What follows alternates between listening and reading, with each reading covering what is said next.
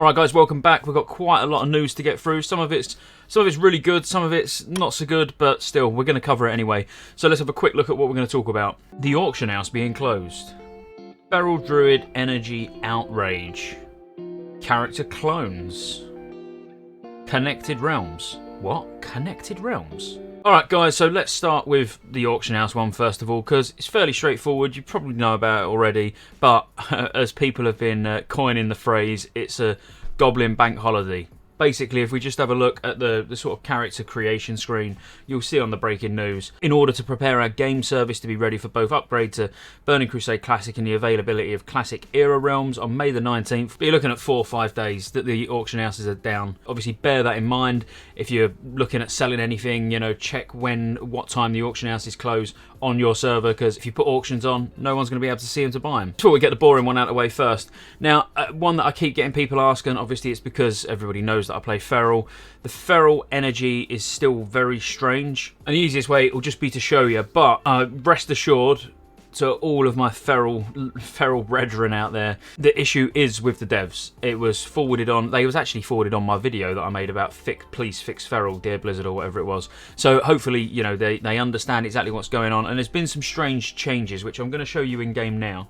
So now we're in game on the Druid. I'll just show you that it is, as I say, it is going through changes, and this is why this is a positive thing. Even though all the Feral community is seeing this as a really bad thing, there's nothing bad about this, because on the basis that there's been changes to how our energy is working, it means they're trying to fix it, but they've got to make it worse before they make it better. So for those of you who don't know, when you power shift, you basically want to power shift just before an energy tick, which is like every 2 seconds, and then you'll power shift in with 60 energy from Wolf's Head Helm and Furor, and then you'll get the energy tick, which should be 20, so you get 80 energy on a power shift. Due to the change, which was a change in 2.2, actually to do with basically mana ticks from Innovate, EVK, energy ticks from power shifting, all of these things, they were affected where you just get a partial amount depending at what point in that 2-second window that you actually power shift. But that's not working now. Actually, when we power shift now, it's hard resetting the 2-second energy tick timer. So if I just show you, it might be a bit difficult to see, but like, if I just power shift, I'm on 60 energy. If I power shift again after about a second, you can see technically if I power shift every sort of 1.8 seconds, I'll never actually get above 60 energy. So yeah, it completely resets it. So what I'll do this time, if we wait for a tick and then I'll shift, if we try and get as close to the 2 seconds as possible, so we've got a tick, we shift, you can see it's resetting every time, and I'm never actually getting to 80 energy because I'm shifting just before it actually ticks, and then it's resetting that tick timer. So it's not ideal, Druids, I'm not going to lie, but it is going to change. I can see, because it's changed on the beta already, it definitely means that they're looking at it and they're trying to come up with a solution, which, if I hear anything before you do, obviously I'll let you know. Alright, and the next 2 pieces of news really go hand in hand, to be honest with you. So if you haven't heard already, the character clone, so that's where you can copy your character to both Classic, Era Realms and Burning Crusade, and I think it was like $35 that they price tagged it at. And everybody was like, I'm not paying that. What? That's ridiculous. I don't think many people would have paid $35 to clone their character. I'm sure some people would have, but I certainly wouldn't have. And I think it would have limited the amount of people that would do it. Well, Blizzard have listened, and they've lowered the price drastically. So what they've basically said is, however, over the last week or so, we've gotten a very large amount of feedback from the community, and we decided to lower the price. A lower price will still accomplish our goals with the new service, while allowing many more players to explore the option of playing both characters on Classic Era and Burning Crusade. So they've, after careful consideration, they've now lowered the price to €15 or £12 basically. So you'll see the lower price in-game when the service becomes available next week. Yes, the price has been lowered, fine. I still feel like it should be free. I don't, like I said before, I'm not really bothered about charging for a character boost or the deluxe edition, like whatever, just crack on.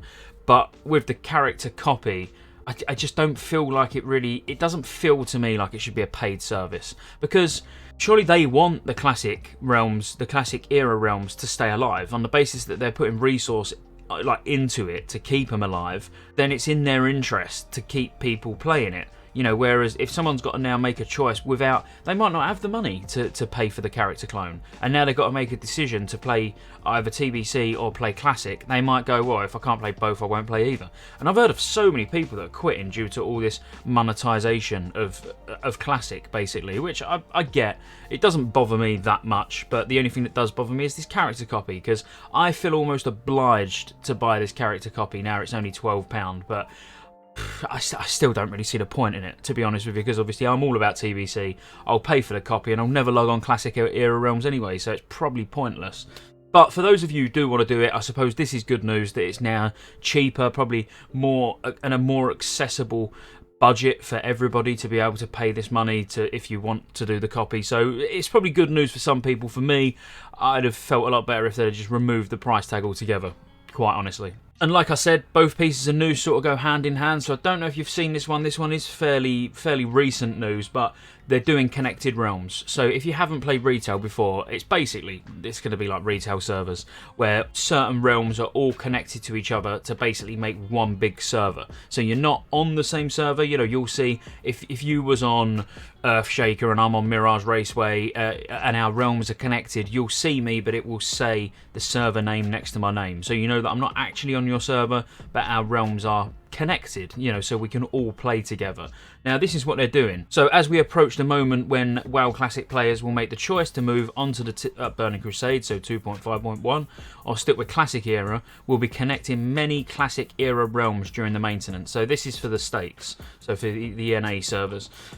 So in the region we'll connect Anathema, Arcanite Reaper, Bigglesworth. Like, you know, you can look at what you're going to be connected with, but ultimately there's going to be big servers, like 1, 2, 3, 4, 5. So basically 6 big servers comprising of, you know, multiple other servers all connected together.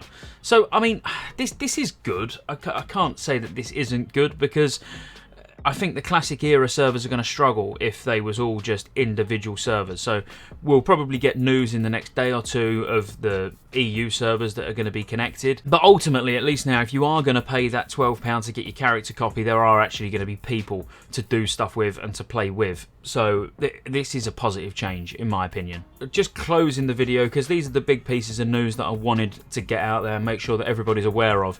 But we've had the last 2 nights have been launch testing on the beta. So everybody logging in at the same time, running to the Dark Portal, trying to break the server. I mean, Blizzard was spawning multiple Fel Reavers in on a hold, and they even summoned KT as well. It was a bit weird. It was fairly pointless, to be honest with you. We knew that the servers weren't really going to be able to handle it particularly well.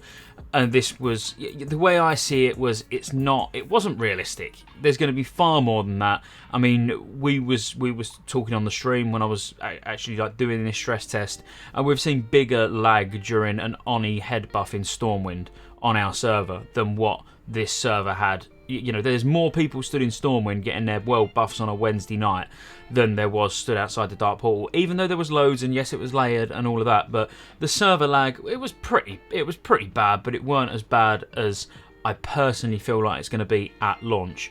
So I'm being a bit, you know, probably negative to end the video on the negative point, but just strap yourselves in for a rocky launch. I can feel it coming. As I say, if you found any of this info useful, please make sure you like, obviously subscribe to the channel, come check me out over on Twitch, and I'll see you on the next one. Once again, massive shout out to all you guys up there that have joined the channel as a member, so that's as a supporter or a legendary supporter. Every single one of you, really appreciate it. It just keeps helping the channel grow, helps keeping me sat in this chair pumping out TBC content that hopefully you want to see. Come check me out over on twitch.tv/Scottejaye87, where I stream most nights, pretty much every night while the beta's out anyway, and then I'm probably going to be just doing 4 nights a week, which is still quite a lot. But again, massive thank you guys, all of you, even the subscribers. If you haven't subscribed already, make sure you subscribe. Everything helps this channel keep growing from now until TBC and beyond. See you on the next one.